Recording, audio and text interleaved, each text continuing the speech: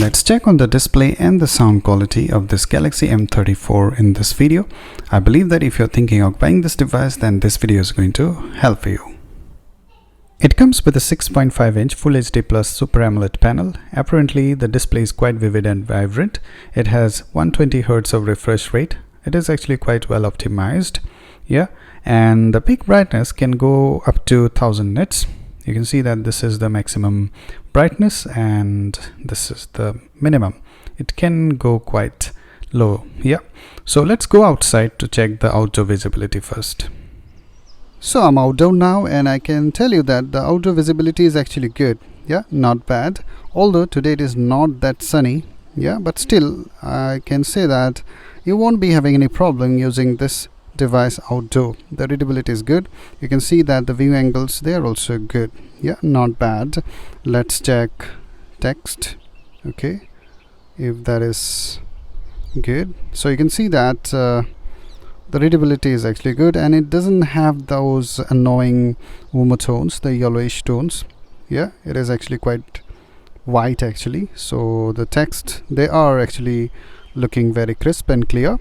So yes, it is good actually, the outdoor visibility, but it is very evident that it has screen flickering like most of the budget AMOLED screens. So if that is a concern for you, then you can have a double check. It doesn't support 4K playback on YouTube at the moment, which is quite strange because this processor can record videos at 4K, but on YouTube the maximum quality that we can get at the moment is 1080p. They should enable this 4K playback on this one, which can be done through some updates, I believe. But overall, the video viewing experience is actually good. You can see that the color reproduction is quite vivid and vibrant. The clarity is there. Detailing is good. And the good thing is that if you observe the skin tones, it doesn't have those yellowish or reddish patches, which is actually good. The viewing experience is actually good. The viewing angles, they are actually good. You can see that. The viewing experience is going to be good on this screen because the overall quality is actually good. Obviously it is having a bit of oversaturated colors, which is very common with Super AMOLED panels, but I must say that if your topmost priority is watching contents on YouTube or Netflix and other OTT platforms, then this display is actually good. Plus the battery performance is going to be insane with 6000 mAh battery. Yes, there is one heads up, you don't get a charger in the box, but you can see that the video viewing experience is going to be good on this one. It is actually quite impressive, I would say. It comes with Widevine L1 certification, so you can watch HD contents on Prime Videos, Netflix and other OTT platforms. So according to me, the display quality is actually good. No problem here, but obviously this thick chin and this outdated notch can be a deal breaker for you. If it is, let me know in the comments. Next, the sound quality. It comes with a single bottom firing speaker. It does have Dolby Atmos, but that works only with wired or Bluetooth earphones. The sound output with earphones actually good, not bad. The Dolby Atmos, it does make a difference. Now let's check the sound quality from this single mono speaker.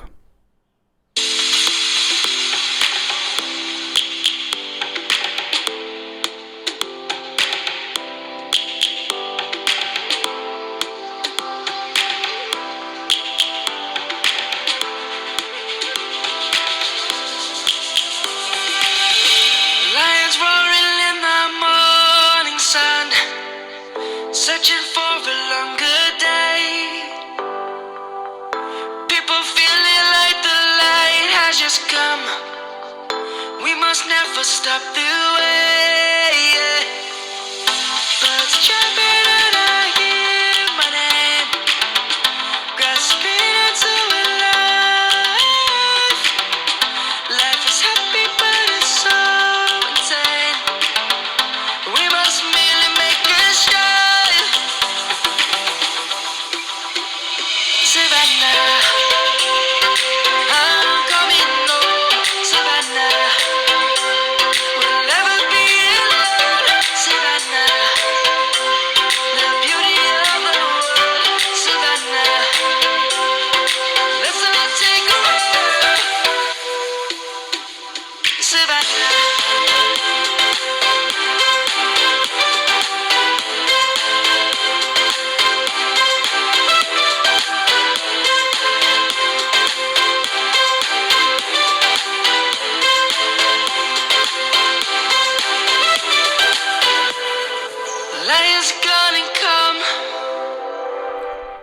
despite having a single speaker, the output is actually quite loud. In terms of loudness, the sound is actually good, and there is no significant distortion as well, even if you increase the volume to the maximum. But obviously it is not a stereo setup, mono setup, so the dynamic sound output is not there, and the different elements of music, they are not being separated that well. But yes, overall sound quality is good. It is not a deal breaker for me.